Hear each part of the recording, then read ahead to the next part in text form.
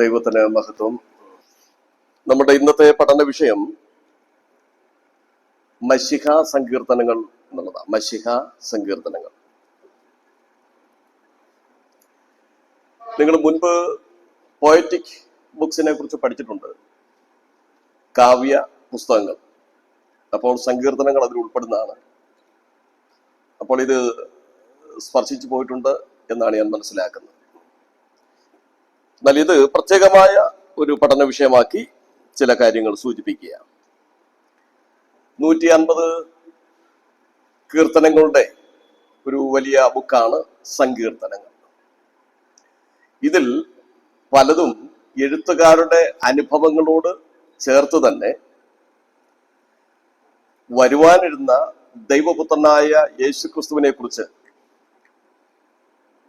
ക്രിസ്തുവിന്റെ ആത്മാവിൽ അവർ രേഖപ്പെടുത്തിയതാണ് മശിഹയെ കുറിച്ചുള്ള വചനങ്ങൾ എന്ന് പറയുന്നത്.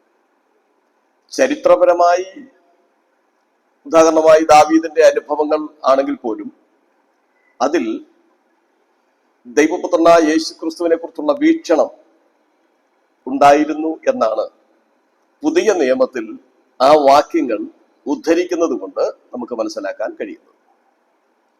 അപ്പോൾ യേശു ക്രിസ്തുവിനെ കുറിച്ച് പരാമർശിക്കുന്ന സങ്കീർത്തനങ്ങളെയാണ് മശിഹ സങ്കീർത്തനങ്ങൾ എന്ന് പറഞ്ഞു വരുന്നത്. സങ്കീർത്തന പുസ്തകങ്ങളെ 5ആയി വേർതിരിച്ചിട്ടുണ്ട്. പഴയ നിയമത്തിലെ പഞ്ചഗ്രന്ഥങ്ങളെ അടിസ്ഥാനമാക്കിയാണ് അങ്ങനെ പഠന വിധേയമാക്കിയിട്ടുള്ളത്. ഒന്നാമത്തെ പുസ്തകം പഞ്ചഗ്രന്ഥങ്ങളിൽ ഉൽപ്പത്തിയാണ്. അത് വീണുപോയ മനുഷ്യന്റെ അവസ്ഥയെക്കുറിച്ചാണ് സൂചിപ്പിക്കുന്നത്. അപ്പോൾ സങ്കീർത്തനവും ആദ്യത്തെ പുസ്തകത്തിലെ 1 മുതൽ 41 വരെയുള്ള സങ്കീർത്തനങ്ങൾ നാം മനസ്സിലാക്കുമ്പോൾ ആ രീതിയിലാണ് നമുക്ക് മനുഷ്യന്റെ സൃഷ്ടി, മനുഷ്യന്റെ പരാജയങ്ങള്, ബലഹീനതകള് ഒക്കെ അതിൽ സൂചിപ്പിക്കുന്നുണ്ട്. അതുകൊണ്ട് അതിനെ വേ ഡൗൺ എന്ന് പറയാം. മനുഷ്യൻ വഴിയിൽ നിന്ന്, യഥാർത്ഥ വഴിയിൽ നിന്നും നിപതിച്ചു പോയ അവസ്ഥ. 2 പുറപ്പാട് പുസ്തകമാണ്. പുറപ്പാട് പുസ്തകത്തിൽ 1 ഉൽപ്പത്തി പുസ്തകം. ഉൽപ്പത്തി പുസ്തകത്തിൽ മനുഷ്യന്റെ വീഴ്ച, പരാജയമാണ് പറയുന്നത്. അപ്പോൾ 1 മുതൽ സങ്കീർത്തനങ്ങൾ 1 മുതൽ 42 വരെയുള്ള ഗീതങ്ങളിൽ നാം ചിന്തിക്കുമ്പോൾ മനുഷ്യന്റെ സൃഷ്ടിപ്പ്, മനുഷ്യന്റെ വീഴ്ച, പരാജയങ്ങളൊക്കെയാണ്, ബലഹീന വിഷയങ്ങളൊക്കെയാണ് അതിൽ സൂചിപ്പിക്കുന്നത്. ഇനിയും സങ്കീർത്തന പുസ്തകങ്ങൾ 42 മുതൽ 72 വരെയുള്ളത് ഇസ്രായേൽ ജനതയും അവരുടെ വീണ്ടെടുപ്പും എന്നുള്ളതാണ് വിഷയം. പുറപ്പാട് പുസ്തകത്തിലും അങ്ങനെയാ. പഞ്ചഗ്രന്ഥങ്ങളിലെ 2ാമത്തെ പുസ്തകത്തിലെ വിഷയം എന്താ? ഇസ്രായേലിന്റെ വീണ്ടെടുപ്പാണ്. അപ്പോൾ വേ ഔട്ട്, അതായത് തൽസ്ഥിതിയിൽ നിന്ന് പുറത്തു കൊണ്ടുവരുന്ന അവസ്ഥയാണ്. അവര് ബന്ധനസ്ഥരായിരുന്നു, പീഡിതരായിരുന്നു. ആ പീഡിത ജനത്തെ സ്വതന്ത്രരായി വെളിയിലേക്ക് കൊണ്ടുവരുന്ന ചരിത്രമാണ് സൂചിപ്പിക്കുന്നത്. ഇതേപോലെയുള്ള ആശയങ്ങളാണ് നമുക്ക് 42 മുതൽ 72 വരെയുള്ള സങ്കീർത്തന ഭാഗങ്ങൾ മനസ്സിലാക്കാൻ കഴിയുന്നത്. രാമുഖം പറഞ്ഞു പോകുക. ഇനി 73 മുതൽ 89 വരെയുള്ള കീർത്തനങ്ങളിൽ നമുക്ക് ദേവാലയം, ആരാധന, ഇങ്ങനെയുള്ള കാര്യങ്ങളെ കുറിച്ചാണ്. പ്രത്യേകിച്ച് അതിലെ പ്രധാന ഒരു സങ്കീർത്തനമായ 84 സൈന്യങ്ങളുടെ യഹോവേ തിരുനിവാസം. അപ്പോൾ ആലയവും ആരാധനയും ഒക്കെയാണ് അതിലെ പരമപ്രധാന വിഷയം. ഉൽപ്പത്തി, പുറപ്പാട്, ലേവ്യ 3ാമത്തെ പുസ്തകം, പഞ്ചഗ്രന്ഥങ്ങൾ 3ാമത്തെ പുസ്തകം എന്താ? ആരാധനയാണ്. ദൈവത്തെ ആരാധിക്കേണ്ടതിന്റെ ചട്ടങ്ങളും വിധികളും ഒക്കെയാണ് അവിടെ സൂചിപ്പിക്കുന്നത്. യാഗങ്ങളും നിയമങ്ങളും ഒക്കെ അതിൽ കാണാൻ കഴിയും. ഇനിയും പഞ്ചഗ്രന്ഥങ്ങളിൽ 4ാമത്തെ പുസ്തകം സംഖ്യാപുസ്തകമാണ്. അപ്പോൾ അതിൽ പറയുന്നത് മനുഷ്യന്റെ, ഇസ്രായേലിന്റെ വഴികളിലുള്ള പരീക്ഷകൾ ആണ്. പരീക്ഷകളും അവർ അനുഭവിച്ച കുറെ കഷ്ടങ്ങളൊക്കെയാണ്. അപ്പോൾ നമ്മൾ സങ്കീർത്തനത്തിലേക്ക് വരുമ്പോൾ 90 മുതൽ 106 വരെയുള്ള കീർത്തനങ്ങളിൽ ഭൂമിയും അതിലെ അനുഗ്രഹങ്ങളും ആണ് മനുഷ്യരോട് ദൈവം വാഗ്ദാനം ചെയ്യുന്ന വിഷയങ്ങളാണ് പറഞ്ഞു വെച്ചിരിക്കുന്നത്. ഈ ഇസ്രായേൽ ജനം അവർക്ക് അവകാശമാക്കേണ്ട സ്ഥലത്തേക്കുള്ള യാത്രയിലാണ് ഈ പരിശോധനകളും കഷ്ടങ്ങളും ഒക്കെ വന്നതെന്ന് ചുരുക്കം. ഓക്കെ, 5-ാം പുസ്തകമായ ആവർത്തന പുസ്തകത്തിൽ പറയുന്ന കാര്യം എന്താണ്? പ്രയാണം അവസാനിപ്പിക്കുമ്പോൾ ഉള്ള ഭാഗ്യാവസ്ഥകളെ കുറിച്ചാണ് പറയുന്നത്. അതിന് 5-ാമത്തെ പുസ്തകമാണ്, അതായത് സങ്കീർത്തനത്തിലെ 5-ാം പുസ്തകമായി 107 മുതൽ 150 വരെയുള്ള ഭാഗങ്ങളിൽ പറയുന്നത് വചനത്താലുള്ള അനുഗ്രഹങ്ങളാണ്. വചനത്താലുള്ള അനുഗ്രഹങ്ങളാണ്. പ്രത്യേകിച്ച് 119-ാം സങ്കീർത്തനം നാം മനസ്സിലാക്കിയാൽ ആ വചനം നമ്മുടെ കാലിന് ദീപവും പാതയ്ക്ക് പ്രകാശവുമാകുന്നു, വയോധികന്മാരെക്കാൾ വിവേകമുള്ളവരാക്കുന്നു, പിന്നെ പാപം ചെയ്യാതിരിപ്പാൻ ദൈവത്തോടുള്ള ഭക്തി വർദ്ധിപ്പിക്കുന്നതാകുന്നു, ദൈവം നമ്മെ പ്രകാശിപ്പിക്കുന്ന അങ്ങ് ഒട്ടനവധി ഈ വചനം ഉള്ളിൽ സംഗ്രഹിച്ചാൽ നിന്റെ ന്യായപ്രമാണത്തോട് പ്രിയമുള്ളവർക്ക് മഹാസമാധാനമുണ്ട്, അവർക്ക് വീഴ്ചയ്ക്ക് സംഗതി ഏതുമില്ല എന്ന് തുടങ്ങി ഒട്ടനവധി കാര്യങ്ങൾ, വചന സംബന്ധമായ കാര്യങ്ങൾ അതിൽ സൂചിപ്പിക്കുന്നുണ്ട്. അപ്പോൾ നാം ഓർത്ത് വന്നതുപോലെ 1-ാമത്തെ സങ്കീർത്തനം 1 മുതൽ 42 വരെ നാം വായിക്കുമ്പോൾ വേ ഔട്ട്, ദൈവത്തിന്റെ വഴിയിൽ നിന്നും മനുഷ്യൻ വീണുപോയി പരാജയപ്പെട്ട അവസ്ഥ. 2 ഒന്നാമത്തെ വേ ഡൗൺ, പരാജയപ്പെട്ട അവസ്ഥ. 2-ാമത്തെ വേ ഔട്ട്, തൽസ്ഥിതിയിൽ നിന്നും ബന്ധനസ്ഥരായ ഇസ്രായേൽ മക്കളെ പുറത്തേക്ക് സ്വതന്ത്രരാക്കി കൊണ്ടുവരുന്നത് പോലെ 2-ാമത്തെ കീർത്തനങ്ങളിൽ 42 മുതൽ 72 വരെയുള്ള സങ്കീർത്തനങ്ങളിൽ അങ്ങനെ സ്വതന്ത്രം ആക്കപ്പെട്ടതിന്റെ സ്തോത്രഗീതങ്ങൾ നമുക്ക് മനസ്സിലാക്കാൻ കഴിയും. 3-ാമത്തത് വേ ഇൻ, യഥാർത്ഥ വഴിയിലേക്ക് വന്ന് ദൈവമുഖത്തേക്ക് നോക്കി ആരാധിക്കുന്ന ഒരു ഭക്തന്റെ അനുഭവ ചിത്രമാണ് സങ്കീർത്തനങ്ങളിൽ 3-ാം പുസ്തകത്തിൽ നമുക്ക് മനസ്സിലാക്കാൻ കഴിയുന്നത്. 4-ാമത്തെ പുസ്തകം എന്ന് പറയുമ്പോൾ പരീക്ഷയിൽ കൂടി 40 വർഷം ഈ ഇസ്രായേൽ മക്കൾ മരുഭൂമിയിൽ കൂടി ചുറ്റി നടന്നതിന്റെ ആ പരീക്ഷാ അനുഭവങ്ങളെ പ്രദർശിപ്പിക്കുന്ന സങ്കീർത്തനമാണ്. നമുക്ക് 73 മുതൽ 89 വരെയുള്ള സങ്കീർത്തനങ്ങളിൽ ആരാധന, ദൈവാലയവും ആരാധനയും സംബന്ധിച്ചുള്ള കാര്യങ്ങളാണ് അവിടെ സൂചിപ്പിക്കുന്നത്. അവിടെയാണ് വേ ത്രൂ എന്ന് സൂചിപ്പിക്കുന്നു. ദൈവത്തിന് സ്തോത്രം. അവസാന ഭാഗത്തെ നാം മനസ്സിലാക്കുമ്പോൾ വേ ഓവർ, വഴിയിലൂടെ അവർ പ്രയാണം ചെയ്ത് ലക്ഷ്യത്തിൽ എത്തിക്കഴിഞ്ഞു, പൂർത്തീകരിക്കപ്പെട്ടു കഴിഞ്ഞു എന്നുള്ളതാണ്. അപ്പോൾ 150-ാം സങ്കീർത്തനം യഹോവയെ സ്തുതിക്കുന്ന മനോഹരമായ വചനങ്ങൾ കൊണ്ട് അവസാനിപ്പിക്കുന്നു. അപ്പോൾ അത് ഓർത്ത് നോക്കണം. 1-ാമത്തെ പുസ്തകം വേ ഡൗൺ, 2-ാമത്തെ പുസ്തകം വേ ഔട്ട്, 3-ാമത്തെ പുസ്തകം വേ ഇൻ, 4-ാമത്തെ പുസ്തകം വേ ത്രൂ, 5-ാമത്തെ പുസ്തകം വേ ഓവർ. ഇനി നമുക്ക് മശിഹാ സങ്കീർത്തനങ്ങൾ എന്ന് പറയുന്നത് ഏതൊക്കെയാണ് എന്ന് നോക്കാം. മശിഹാ സങ്കീർത്തനങ്ങൾ ഏതൊക്കെയാണ്? ഈ സങ്കീർത്തനങ്ങളെ തന്നെ പലതായി വിഭജിച്ചിട്ടുണ്ട്. അതിൽ ഒരു ഭാഗം മാത്രമാണ് മശിഹാ സങ്കീർത്തനങ്ങൾ. ഏറ്റവും ചുരുക്കമായിട്ട് നമ്മൾ ചിന്തിച്ചാലും 10 വിഭാഗങ്ങൾ ഉണ്ട്. 1 മശിഹാ സങ്കീർത്തനങ്ങൾ, മറ്റൊന്ന് ചരിത്ര സങ്കീർത്തനങ്ങൾ, 3 പ്രകൃതി സങ്കീർത്തനങ്ങൾ, 4 ജ്ഞാന സങ്കീർത്തനങ്ങൾ, 5 അനുതാപ സങ്കീർത്തനങ്ങൾ, 6 സാക്ഷ്യ സങ്കീർത്തനങ്ങൾ, 7 തീർത്ഥാടന സങ്കീർത്തനങ്ങൾ, 8 ശാപ സങ്കീർത്തനങ്ങൾ, 9 കൃതജ്ഞതാ സങ്കീർത്തനങ്ങൾ, മറ്റൊന്ന് വിലാപ സങ്കീർത്തനങ്ങളും ഉണ്ട്. അങ്ങനെ 10 സങ്കീർത്തനങ്ങളെ ഈ 150 സങ്കീർത്തനങ്ങളെ 10 വിഭാഗങ്ങളാക്കി നമുക്ക് ചിന്തിപ്പാൻ കഴിയും. അതിലേറ്റവും പ്രസിദ്ധമാണ് മശിഹാ സങ്കീർത്തനം എന്ന് പറയുന്നത്. 1 മശിഹാ സങ്കീർത്തനങ്ങൾ, മശിഹായുടെ ആളത്വവും പ്രവൃത്തിയും ആണ് ഈ സങ്കീർത്തനങ്ങൾ പറയുന്നത്. 2 ചരിത്ര സങ്കീർത്തനങ്ങൾ, ദൈവം ഇസ്രായേൽ രാഷ്ട്രത്തോട് ഇടപെട്ട വിധങ്ങൾ. 3 പ്രകൃതി സങ്കീർത്തനങ്ങൾ, അതിലെ സാരാംശം എന്ന് പറയുന്നത് ദൈവിക സൃഷ്ടിയിൽ കർത്താവിന്റെ കരവിരുത്. 4 ജ്ഞാന സങ്കീർത്തനങ്ങൾ, അതിലെ വിഷയം ഭക്തിയുടെ മാർഗനിർദ്ദേശങ്ങളെന്നും. 5 അനുതാപ സങ്കീർത്തനങ്ങൾ, അതിലെ ഉള്ളടക്കം പാപത്താലുള്ള ദുഃഖം രേഖപ്പെടുത്തുന്നതാണ് ആ സങ്കീർത്തനങ്ങൾ. 6 സാക്ഷ്യ സങ്കീർത്തനങ്ങൾ, അതിലെ സാരാംശം ദൈവം ചെയ്തത് മറ്റുള്ളവരോട് വിവരിക്കുന്നു. അടുത്തത് 7 തീർത്ഥാടന സങ്കീർത്തനങ്ങൾ. അപ്പോൾ യെരുശലേമിലേക്കുള്ള യാത്രാമധ്യേ പാടുന്ന, അതിന് ഒരു പേരുണ്ട്, ബൈബിളിൽ തന്നെ ആരോഹണ ഗീതങ്ങൾ, യെരുശലേം ദേവാലയത്തിലേക്ക് പോകുമ്പോൾ പാടുന്ന ആരോഹണ ഗീതങ്ങളാണ്.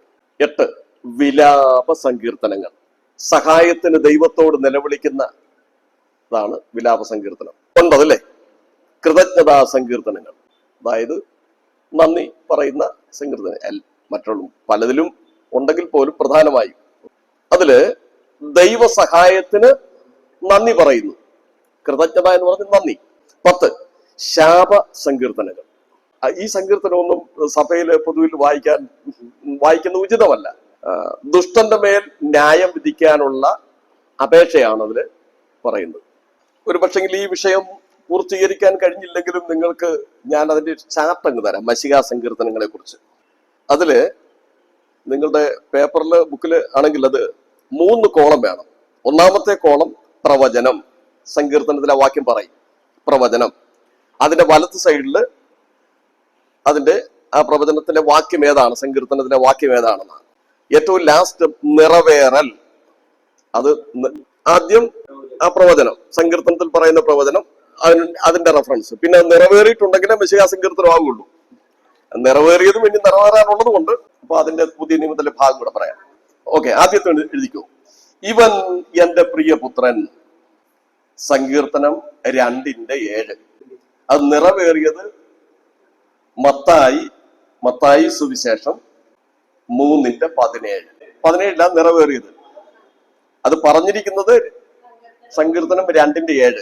2 സകലവും അവന്റെ കാൽ കീഴിൽ, സകലവും അവന്റെ കാൽ കീഴാക്കി. സങ്കീർത്തനം 8:6. പ്രവചനം പറയുന്നത് സങ്കീർത്തനം 8:6. അതുകൊണ്ടാണ് 8-ാം സങ്കീർത്തനം മശിഹാ സങ്കീർത്തനമാകുന്നത്. നിറവേറിയത് എബ്രായർ 2:7-8. 3 മരിച്ചവരിൽ നിന്നുള്ള ഉയർത്തെഴുന്നേൽപ്പ്. അതിനെക്കുറിച്ച് പറഞ്ഞിരിക്കുന്ന സങ്കീർത്തനം 16:10. അത് നിറവേറിയത്, ചരിത്രത്തിൽ നിറവേറിയത് മർക്കോസിന്റെ സുവിശേഷം 16:6-7.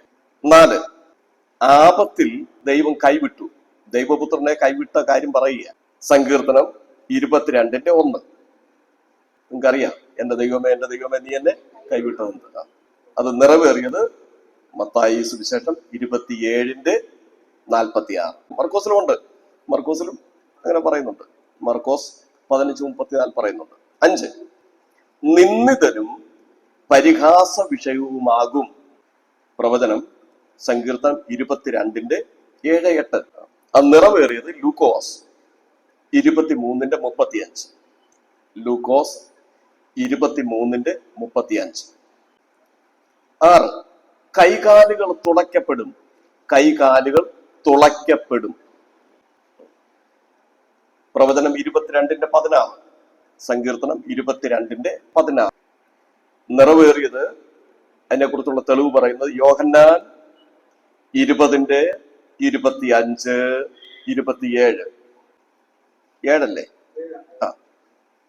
വസ്ത്രം മറ്റുള്ളവർ ചീട്ടിട്ടെടുക്കും, അല്ലെങ്കിൽ വസ്ത്രം പകുത്തെടുക്കും. ചീട്ടിട്ടെടുക്കുക എന്ന എന്റെ അങ്കിക്കായ അവർ ചീട്ടിട്ടു എന്നല്ലേ പ്രവചനം. 22:18.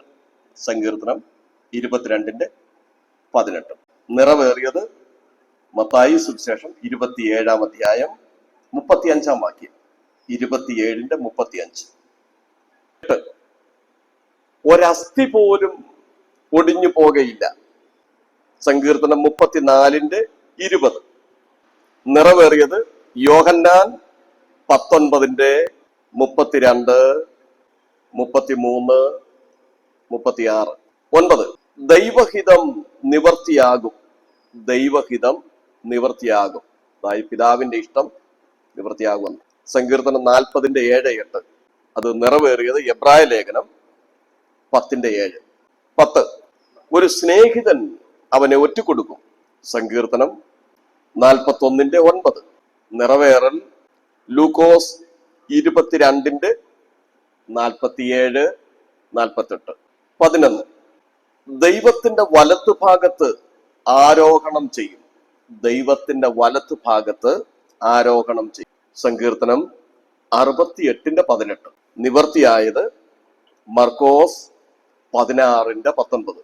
അടുത്ത 12 ദാഹത്തിന് കുടിപ്പാൻ ചൊറുക്ക, ദാഹത്തിന് കുടിപ്പാൻ ചൊറുക്ക നൽകും. കയ്പുകാടി എന്നാണ് അതിന്റെ അർത്ഥം. 69:21 സങ്കീർത്തനം 69:21. അതിന്റെ നിവർത്തീകരണം മത്തായി 27:34. 13 ശത്രുക്കളെ കാൽ കീഴാക്കും. സങ്കീർത്തനം 100:1. അതിന്റെ നിവർത്തീകരണം മത്തായി സുവിശേഷം 22:44. 14 മൽക്കീസേദക്കിന്റെ ക്രമപ്രകാരമുള്ള പുരോഹിതൻ. മൽക്കീസേദക്കിന്റെ ക്രമപ്രകാരമുള്ള മഹാപുരോഹിതൻ, അല്ല പുരോഹിതൻ എന്ന് മതി. സങ്കീർത്തനം 110:4. അതിന്റെ നിറവേറൽ എബ്രായ ലേഖനം 5:6. 15 കെട്ടിടത്തിന്റെ ആധാരശില അഥവാ മൂലക്കല്ല്. സങ്കീർത്തനം 118:22. അത് കർത്താവ് പറഞ്ഞിരിക്കുന്നത് മത്തായി സുവിശേഷം 21:42-44. അടുത്തത് ഇടയൻ. ഈ 15 കൊണ്ട് അവസാനിപ്പിക്കുന്നത് എന്നവരുണ്ട്, പക്ഷെ അതിൽ കൂടുതൽ ഉണ്ട്, പക്ഷെ ഞങ്ങൾ പറയുന്നുണ്ട്. സങ്കീർത്തനം 23:1. ആ ഇടയനെ 3 ഇടയന്മാരെ കുറിച്ച്, ഇടയന്റെ 3 പദവിയെ കുറിച്ച് പറയുന്നുണ്ട്. അപ്പോൾ അത് വിശദീകരിക്കാം. സങ്കീർത്തനം 23:1 കർത്താവ് പറയുന്നത് യോഹന്നാന്റെ സുവിശേഷം 10:11. ഓക്കെ, നമുക്ക് ഇനി പ്രധാന വിഷയത്തിലേക്ക് പ്രവേശിക്കാം. ഇപ്പം ആമുഖം പറഞ്ഞു പോയി. സങ്കീർത്തന പുസ്തകം 2:7 നമ്മൾ വായിച്ചു തുടങ്ങിയാണ്. യേശുക്രിസ്തുവിനെ കുറിച്ച് സങ്കീർത്തനത്തിൽ പ്രതിപാദിച്ചിരിക്കുന്ന ഭാഗങ്ങൾ എവിടെയുണ്ടോ ആ സങ്കീർത്തനങ്ങളെയാണ് മശിഹ സങ്കീർത്തനങ്ങൾ എന്ന് പറഞ്ഞു വരുന്നത്. യേശുക്രിസ്തുവിനെ കുറിച്ച് പരാമർശിക്കുന്ന വാക്യങ്ങളുള്ള സങ്കീർത്തനങ്ങളെയാണ് മശിഹ സങ്കീർത്തനങ്ങൾ എന്ന് പറഞ്ഞു വരുന്നത്. അപ്പോൾ നമ്മുടെ കർത്താവായ യേശുക്രിസ്തുവിന്റെ ആദ്യത്തെ വരവിനെ സംബന്ധിച്ചുള്ള പ്രവചന ഭാഗമായിട്ടാണ് പറഞ്ഞിരിക്കുന്നത്. വചനമായിരുന്നവൻ ജഡം ധരിച്ച അവസ്ഥ, അഥവാ ദൈവപ്രകൃതിയിലായിരുന്ന ദൈവപുത്രൻ മനുഷ്യപ്രകൃതിയിലാകുന്നതിനെ കുറിച്ചുള്ള ഒരു പ്രവചനമാണ്. ദൈവപ്രകൃതി എന്താണ്? ദൈവം ആത്മരൂപിയാണ്. ആത്മരൂപിയായവൻ മനുഷ്യ സാദൃശ്യത്തിൽ വന്നു, ഇല്ലേ? അങ്ങനെയല്ലേ? അപ്പോ ഒരു മനുഷ്യനായി വന്നു. ഇനിയും വചനമായിരുന്നവൻ, നമുക്ക് 2 വചനത്തെ വിശുദ്ധ ബൈബിൾ പരിചയപ്പെടുത്തുന്നുണ്ട്. ഒന്ന്, നിത്യനായ ദൈവപുത്രൻ, അവൻ വചനമായിരുന്നു. യോഹന്നാന്റെ സുവിശേഷം 1-ാം അധ്യായത്തിൽ ആദ്യം വായിക്കുന്ന എന്താ? ആദിയിൽ വചനമുണ്ടായിരുന്നു, ദൈവത്തോടു കൂടെ ആയിരുന്നു, വചനം ദൈവമായിരുന്നു. ഇനി 14-ാം വാക്യത്തിൽ വായിക്കുന്ന എന്താണ്? വചനം ജഡമായി തീർന്നു, കൃപയും സത്യവും നിറഞ്ഞവനായി ഇടയിൽ പാർത്തു. ഓക്കെ, അപ്പോൾ ആ വചനം ജഡമായി തീർന്നതാണ് ദൈവപുത്രൻ. എന്നാൽ ഇന്നും ലിഖിത രൂപത്തിൽ അഥവാ എഴുതപ്പെട്ടതായ വചനം നമ്മുടെ കയ്യിൽ നൽകപ്പെട്ടിരിക്കുന്നു. അപ്പൊ ഈ 2 വചനവും നാം അനുഭവിക്കുന്നവരാണ്, മനസ്സിലാക്കിയിട്ടുള്ളവരും ആകും. ഇനി വെളിപ്പാട് പുസ്തകത്തിലും യേശുക്രിസ്തുവിനെ കുറിച്ച് പറയുന്നത് അവന്റെ പേർ. അപ്പോൾ നീ എന്റെ പുത്രൻ, ഇന്ന് ഞാൻ നിന്നെ ജനിപ്പിച്ചിരിക്കുന്നു. ഇത് നമുക്കൊന്ന് നോക്കാം. ഇത് നിവൃത്തിയായതിനെ കുറിച്ച് പത്രോസിന്റെ പ്രസംഗത്തിൽ നമുക്ക് മനസ്സിലാക്കാൻ കഴിയും. നോക്കിയേ, അപ്പോസ്തല പ്രവൃത്തി 13:33. അപ്പോസ്തല പ്രവൃത്തി 13:33. അത് ആ സങ്കീർത്തനത്തിൽ എഴുതിയതുപോലെയാണ് ദൈവപുത്രൻ ഈ ഭൂമിയിലേക്ക് വന്നത് എന്ന് ആ പ്രസംഗത്തിൽ സൂചിപ്പിക്കുക. ഫിലിപ്പ് ലേഖനം 2-ാം അധ്യായം 7 മുതലുള്ള വാക്യങ്ങൾ വായിക്കുന്ന എന്താ?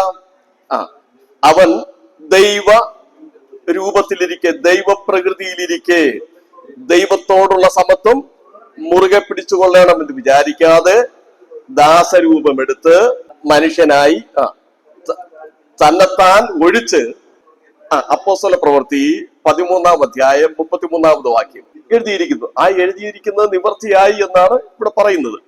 അല്ലാതെ നമുക്ക് മനസ്സിലാക്കാൻ കഴിയും. യേശുക്രിസ്തു വന്ന ചരിത്ര സംഭവമാണല്ലോ. ഓക്കെ, ഫിലിപ്പിയർ 2:5 മുതൽ വായിച്ചേ. 5 മുതൽ തന്നെ വായിച്ചേ. ക്രിസ്തു യേശുവിലെ ഭാവം തന്നെ, ആ മൈൻഡ്, ആ ഒരു മനോഭാവം.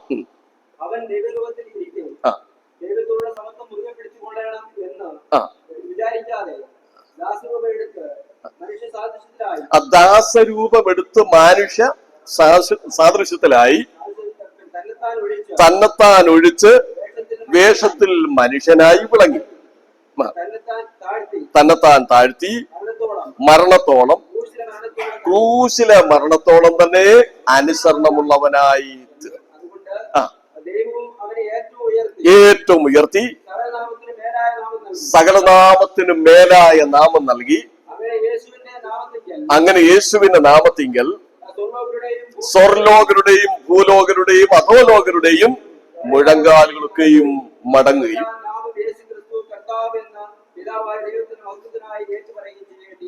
വരും. ഈ വാക്യം നമുക്ക് പിന്നെയും വായിക്കേണ്ടതായിട്ടുണ്ട്. പ്രവചന നിവൃത്തിയായിട്ട് ഇനി സംഭവിക്കേണ്ട കാര്യങ്ങൾ. ഓക്കെ, അപ്പോൾ അങ്ങനെ ദൈവരൂപത്തിലായിരുന്ന തൃത്വത്തിൽ രണ്ടാമനായ ദൈവത്തെ ചിലര് ഒക്കെ വിചാരിക്കാറുണ്ട്, ഈ ദൈവത്തെ മൂന്നായിട്ടൊക്കെ ചിത്രീകരിക്കുന്നുണ്ട്. ദൈവം ഏകനാണ്. ദൈവം തന്റെ പ്രവർത്തന പദ്ധതിയിൽ മൂന്നാളത്വങ്ങളെ വെളിപ്പെടുത്തി. അതുകൊണ്ട് തന്നെയാണ് വ്യാഖ്യാനം അധികമില്ലാതെ തന്നെ മനസ്സിലാക്കാൻ കഴിയും. യേശുദമ്പുരാൻ പറഞ്ഞു, എന്നെ കണ്ടവൻ പിതാവിനെ കണ്ടിരിക്കുന്നു, ഞാനും പിതാവും ഒന്നാകുന്നു എന്ന് തന്നെ പറഞ്ഞിട്ടുണ്ട്. ഇനിയും ഇതിന്റെ വിശദീകരണം നിങ്ങൾക്ക് ആവശ്യമായി വരും, അപ്പോൾ ഞാൻ സൂചിപ്പിക്കാം. ഓക്കെ, അപ്പോൾ ആരോ ഒരാൾ ഇതിനിടയ്ക്ക് പ്രാർത്ഥിക്കുന്നുണ്ട്. അപ്പോൾ യേശുക്രിസ്തുവിനും മഹത്വം, പിതാവിനും മഹത്വം എന്നൊക്കെ പറഞ്ഞിങ്ങനെ നമ്മുടെ പ്രാർത്ഥനയും ആരാധനയും എല്ലാം ആർക്കാണ്? പിതാവായ ദൈവത്തിനാ. ആ ദൈവം മാനവജാതിയുടെ രക്ഷയ്ക്കായി വെളിപ്പെടുത്തിയ നാമമാണ് യേശുക്രിസ്തു. പരിശുദ്ധാത്മാവിനോട് പ്രാർത്ഥിക്കാൻ വചനം പറയുന്നില്ല, അങ്ങനൊരു ഉപദേശവുമില്ല. എങ്ങനെയോ തെറ്റായ ഒരു പഠിപ്പിക്കലൊക്കെ ക്രൈസ്തവ സമൂഹത്തിൽ ഉണ്ടായിട്ടുണ്ട്. പരിശുദ്ധാത്മാവ് നമ്മെ സഹായിക്കുവാൻ പ്രേരിപ്പിക്കുകയും ആ പ്രാർത്ഥന ശുദ്ധീകരിച്ച് ദൈവസന്നിധിയിൽ എത്തിക്കുകയും ചെയ്യുന്നു എന്നുള്ളതാണ് നമ്മളെ പഠിപ്പിച്ചിരിക്കുന്നത്. അങ്ങനെയാണ് അതിന്റെ വ്യവസ്ഥയും. അപ്പോൾ ഇതൊക്കെ ഡിസോർഡർ ആയിട്ട് പലരും കൈകാര്യം ചെയ്യാറുണ്ട്. അതുകൊണ്ട് ആ ഒരു ഉപദേശത്തിലുള്ള ഒരു ഐക്യത അങ്ങ് നഷ്ടപ്പെടും. അപ്പോഴ് ആമീൻ പറയാതെ ഒക്കെ അത് വരും. അതുകൊണ്ടൊക്കെയാ തെറ്റിദ്ധാരണ മാറ്റിയെടുത്താൽ മതി. എല്ലാത്തിനും പരിഹാരം വചനമേ ഉള്ളൂ കേട്ടോ, വചനമാണ്. അപ്പോൾ ഉടനെ ഒന്നും നമ്മൾ മറ്റ് യാതൊരു സഭകളുടെയും ബാനർ നോക്കരുത്. വചനത്തെ അഭിമുഖീകരിക്കുമ്പോൾ വചനത്തോട് മാത്രം നാം പ്രതിപത്തിയുള്ളവരായിരിക്കണം. മറ്റ് സഭയുടെ ലേബലൊന്നും നോക്കരുത്. നമ്മൾ ഇതുവരെ പഠിച്ചു വന്നിട്ടുള്ള പല കാര്യങ്ങളും തിരുത്തൽ ആവശ്യമായി വന്നേക്കാം. ആ തിരുത്തൽ ഇഷ്ടപ്പെടാഞ്ഞത് കൊണ്ടാണ് ദൈവപുത്രനെ ഈ യഹൂദ പരീക്ഷകള് ക്രൂശിച്ചു കൊന്നത്. അവർക്ക് നൽകിയ വചനത്തെ അവർ അതേപോലെ ആദരിച്ചില്ല.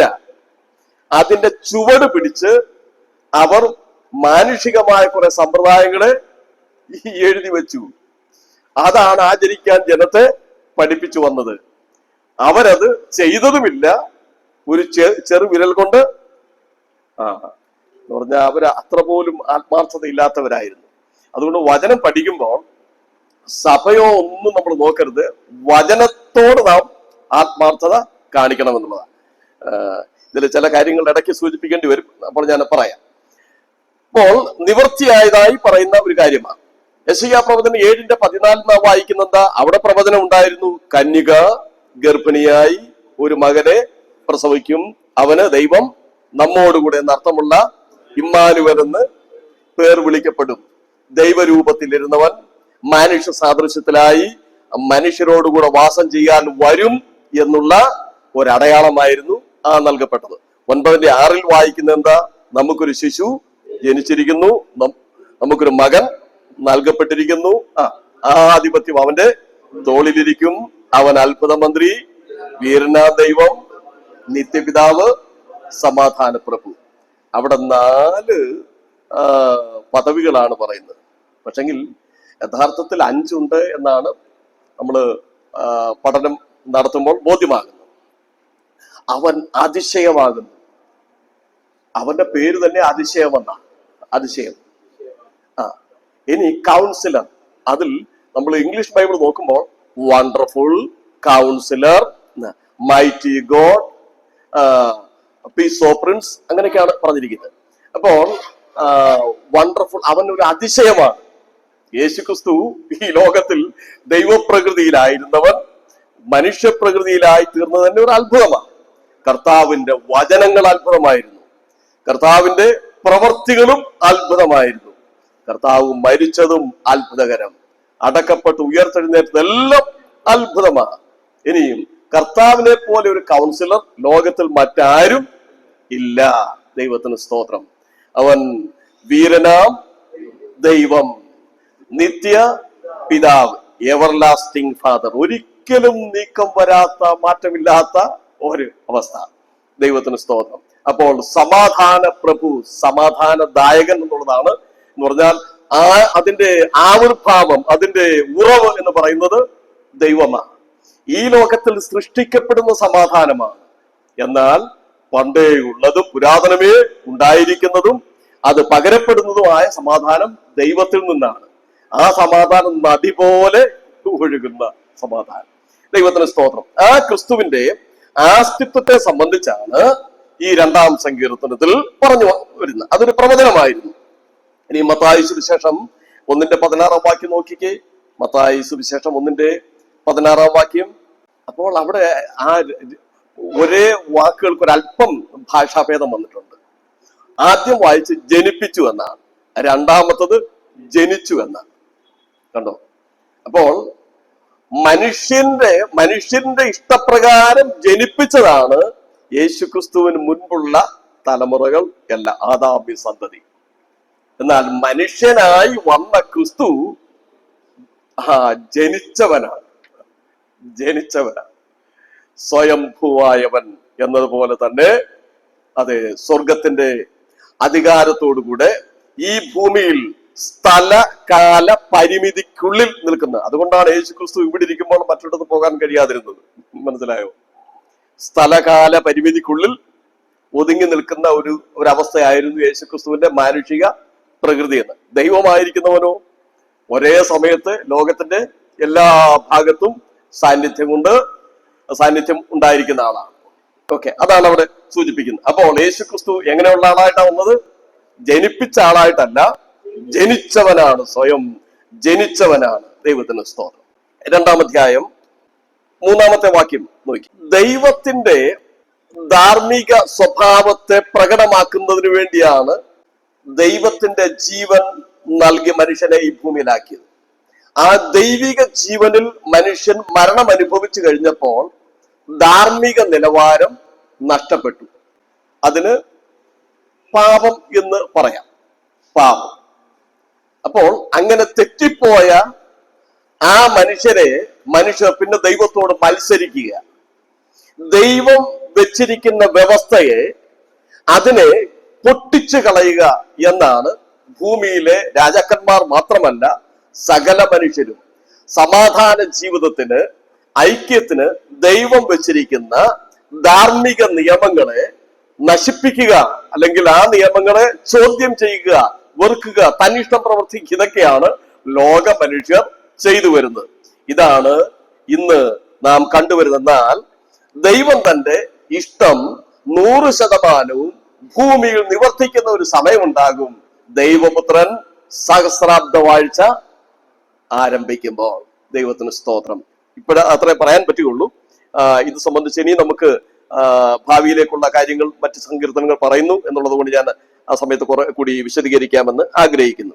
ഇനി നോക്കിക്കേ, 2-ാം സങ്കീർത്തനം 6-ാമത്തെ വാക്യം.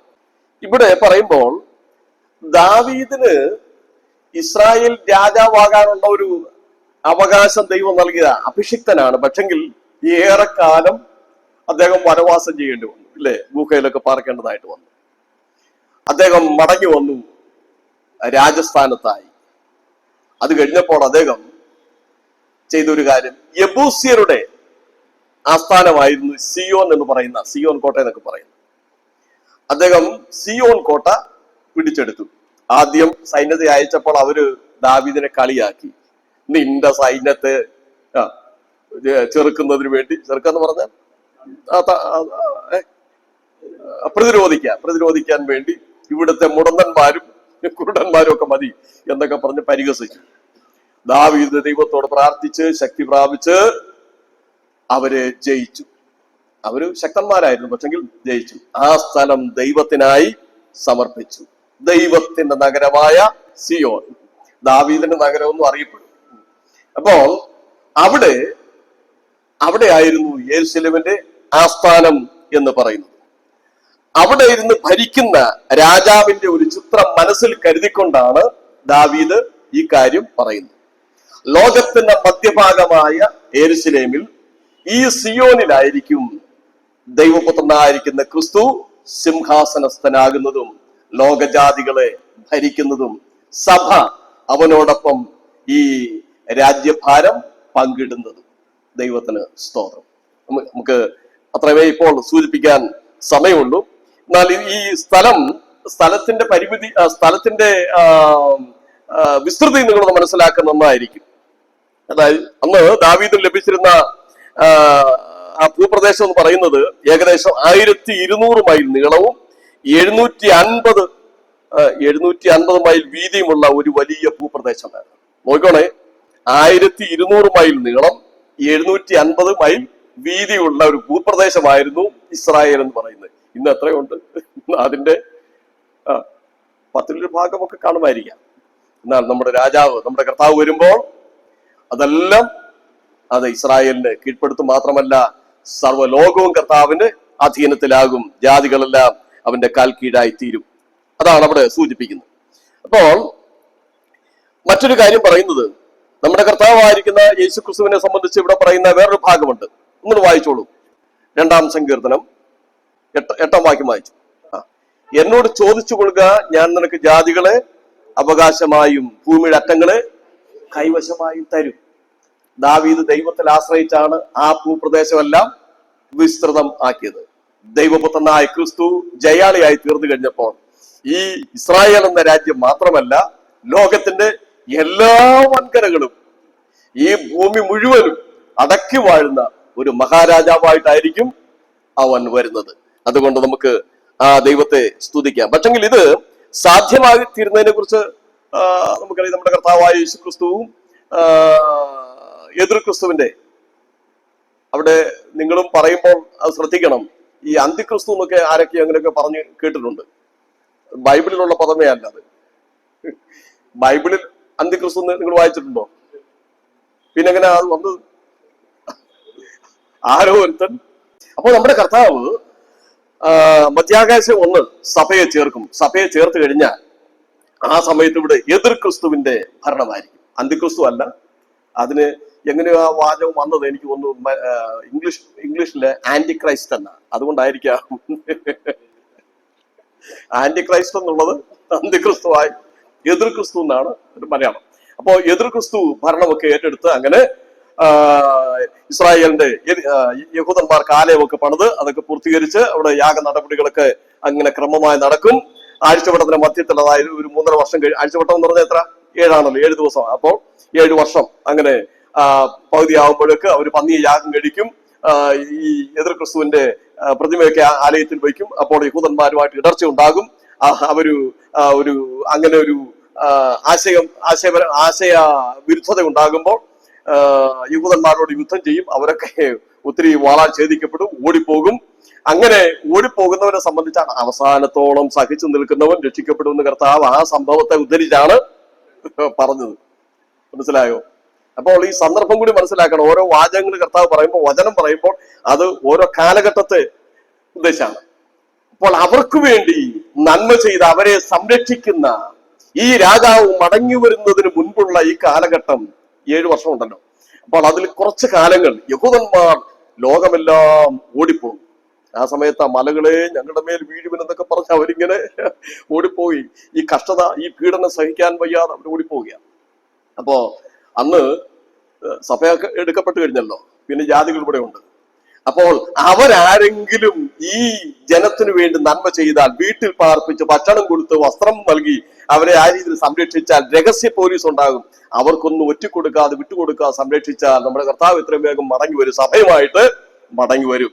ആ വരവിനെയാണ് മഹത്വ പ്രത്യക്ഷത എന്ന് പറയുന്നത്. യേശുക്രിസ്തുവിന്റെ മധ്യാകാശത്തുള്ള വരവ് എന്ന് പറയുന്ന സഭയ്ക്ക് വേണ്ടിയും, രണ്ടാമത്തെ മഹത്വ പ്രത്യക്ഷത എന്ന് പറയുന്നത് ഇസ്രായേലിന്റെ രക്ഷയ്ക്ക് വേണ്ടിയും ആയിരിക്കും.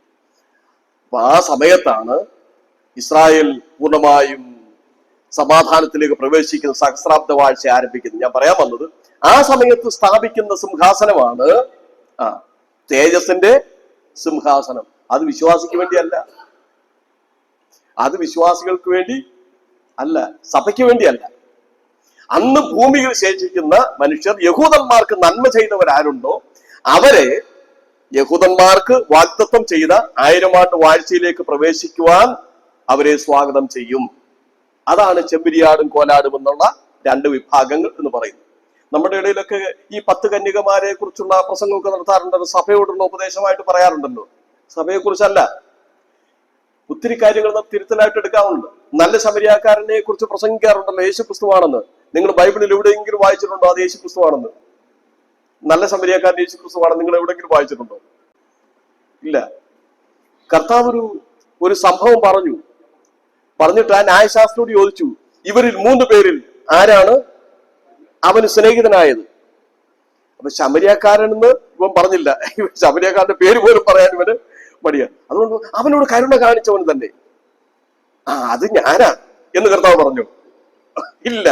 കർത്താവ് പറഞ്ഞത് ആ ശമരിയാക്കാരനാണ് അവനോട് കരുണ കാണിച്ചവനാ സ്നേഹിതനായി. എന്നാൽ നീയും പോയി അതുപോലെ ചെയ്യുക. വിശ്വാസികളുടെ ധാർമ്മിക ഉത്തരവാദിത്വമാണ് അവിടെ പറഞ്ഞത്. ഇത് ചെയ്യാൻ പറ്റാതെ, അതിന് മനസ്സ് വയ്ക്കാതെ ഇത് കർത്താവിന്റെ നേർക്കം തള്ളിയേക്കുക.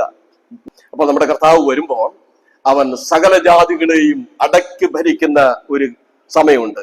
ഇരുമ്പ് കോൽ കൊണ്ട് അവൻ അവരെ മേയിക്കും. ദൈവത്തിന് സ്തോത്രം. കർത്താവിന്റെ നല്ല വാഴ്ചയുടെ കാലത്തെ സൂചിപ്പിച്ചുകൊണ്ടാണ് ഈ സങ്കീർത്തനം അവസാനിപ്പിക്കുന്നത്. നമുക്ക് അടുത്ത സങ്കീർത്തനത്തിലേക്ക് വരാം. സങ്കീർത്തനം 8, എട്ടാം സങ്കീർത്തനത്തിന്റെ 1-2 വാക്യങ്ങൾ. അപ്പോൾ ഈ ഭാഗത്ത് പറയുന്നത്, ദൈവത്തിന്റെ മഹത്വം ആകാശത്തെയും ഭൂമിയെയും നോക്കുമ്പോൾ നമുക്ക് മനസ്സിലാക്കാൻ കഴിയും. പ്രകൃതിയിൽ തന്നെ ദൈവത്തിന്റെ മഹത്വം വെളിപ്പെടുത്തിയിട്ടുണ്ട്. അഥവാ ഒരു ദൈവം ഇതിന്റെ പിന്നിലുണ്ട്, ജീവനുള്ള ഒരു ദൈവമുണ്ട് എന്നുള്ള സത്യം പ്രകൃതി തന്നെ ലോകത്തിന്, അഥവാ ഇവിടെ ലോകമെന്ന് പറയുമ്പോൾ ഇപ്പോൾ ഈ സൃഷ്ടിജാലങ്ങളെ എല്ലാം കൂടെ ചേർത്തുള്ള ഈ പ്രപഞ്ചത്തെ കുറിച്ചല്ല പറയുന്നത്. അങ്ങനെയാണെങ്കിൽ യോഹന്നാൻ 3:16 എങ്ങനെ വായിക്കുന്നത്? തന്റെ ഏകജാതനായ പുത്രനിൽ വിശ്വസിക്കുന്ന ലോകത്തെ സ്നേഹിച്ചു. കണ്ടോ, ലോകത്തെ സ്നേഹിച്ചു. ഇനി 1 യോഹന്നാൻ 2:11 വാക്യം അവിടെ പറയുന്നത് 5-ാം വാക്യം, ലോകത്തെയും ലോകത്തിലുള്ളതിനെയും സ്നേഹിക്കരുത്. അവിടെ പറയുന്നത് ഈ ലോകത്തിൽ ഉള്ള ഒരു ലോകത്തിൽ ദൈവത്തിന് എതിരെയുള്ള ഒരു നിയമസംഹിത അല്ലെങ്കിൽ ഒരു പ്രാപഞ്ചിക നിയമം ഒരുക്കിയെടുത്തിട്ടുണ്ട്. ദൈവം വെച്ച വ്യവസ്ഥയ്ക്ക് എതിരായ ഒരു വ്യവസ്ഥ. ആ വ്യവസ്ഥയെ നാം ഡിപ്പെൻഡ് ചെയ്യരുതെന്ന് അവിടെ പറയുന്നത്. എന്നാൽ യോഹന്നാൻ 3:16 പറയുന്ന ലോകം എന്ന് പറയുന്നത് മനുഷ്യ സമൂഹത്തെയാണ് പറയുന്നത്. മനുഷ്യ സമൂഹത്തെ. അപ്പോൾ ഈ ലോകം രണ്ട് ഈ ഒരേ കോൺസെപ്റ്റ് നമുക്ക് 2 വാക്യവും ഒരുപോലെ ചിന്തിക്കാൻ പറ്റില്ല എന്ന് പറഞ്ഞു വന്നത്. ഓക്കെ, അപ്പോൾ ഒരു ജീവനുള്ള ദൈവമുണ്ട് എന്ന് ഈ പ്രപഞ്ചത്തെ നമുക്ക് സാക്ഷിയാക്കി മനസ്സിലാക്കാൻ കഴിയും. അതാണ് സങ്കീർത്തനകാരൻ രേഖപ്പെടുത്തുന്നത്. ഞങ്ങളുടെ കർത്താവായ യഹോവേ, നിന്റെ നാമം ഭൂമിയിലൊക്കെയും എത്ര ശ്രേഷ്ഠമായിരിക്കുന്നു, നീ ആകാശത്തിൽ നിന്റെ തേജസ് വെച്ചിരിക്കുന്നു.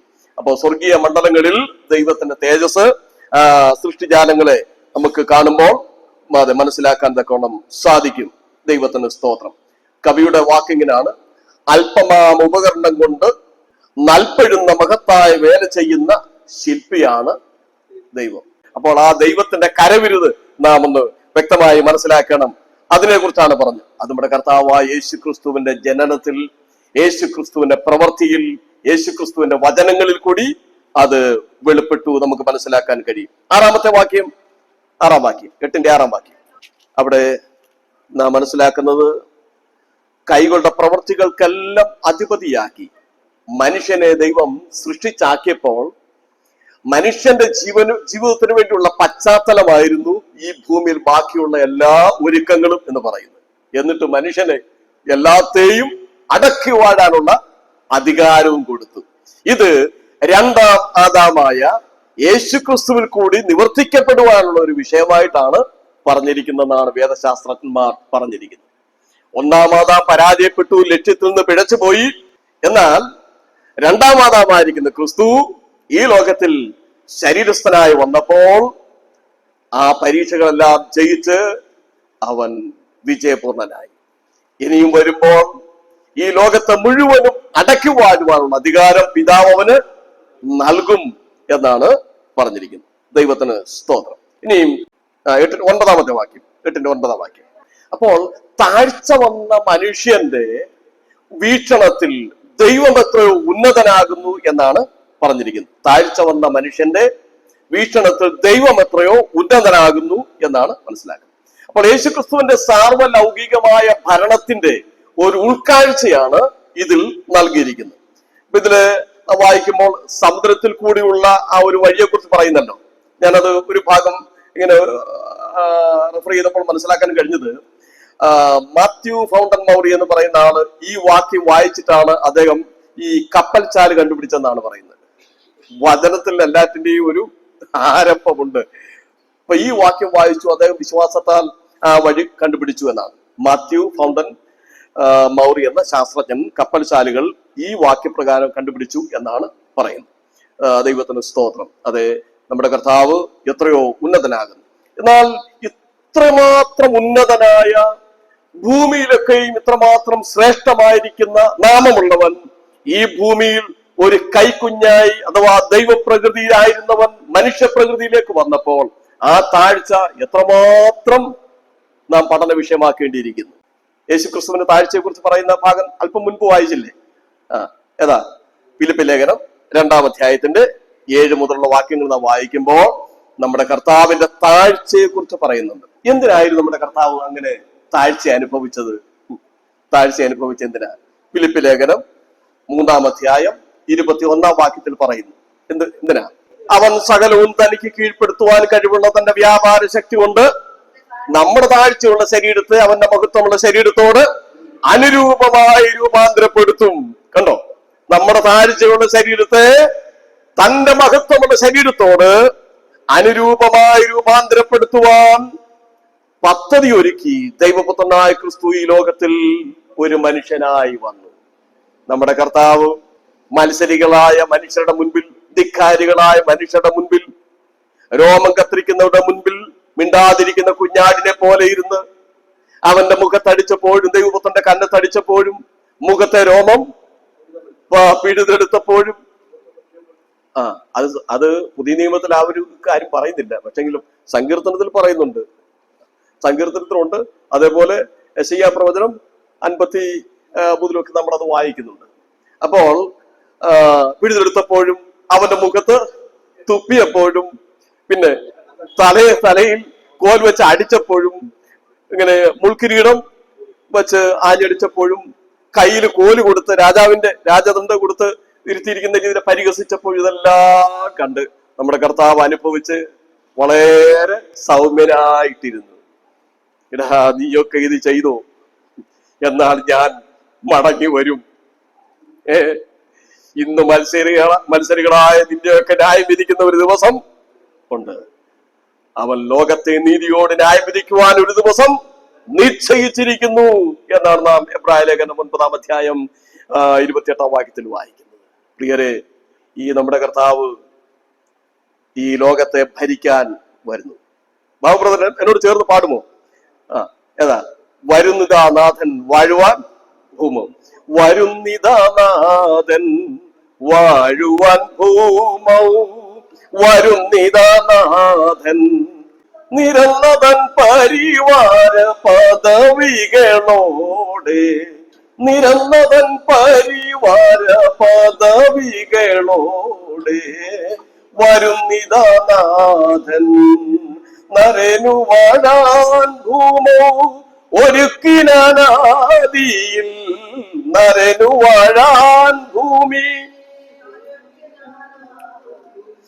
നരനുടെ മരണത്താൽ നടന്നില്ലതെന്നാൽ, നരനുടെ മരണത്താൽ നടന്നില്ലതെന്നാൽ, വരുന്നിതാനാഥൻ വാഴുവാൻ ഭൂമൗ.